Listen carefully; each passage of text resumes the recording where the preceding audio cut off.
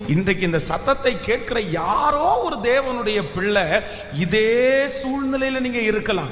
உங்களை பார்த்து நீங்களே சொல்லலாம், இந்த பிரச்சனையை மேற்கொள்றதுக்கு எங்கிட்ட என்ன இருக்குது, இந்த கடனை முடிக்கிறதுக்கு எங்கிட்ட என்ன இருக்குது, இந்த சவாலை சந்திக்கிறதுக்கு எங்கிட்ட என்ன இருக்குது, எங்கிட்ட ஒண்ணுமே இல்லை, நான் பலவீனமான பாத்திரம், எனக்கு மைண்டு சரியில்லை, எனக்கு உடம்பு சரியில்லை, 1000 காரணம் சொல்லி இல்ல இல்ல இல்லன்றத பிசாசு உங்க கண்ணுக்கு முன்னாடி கொண்டு வந்து நிறுத்தி இருக்கலாம்.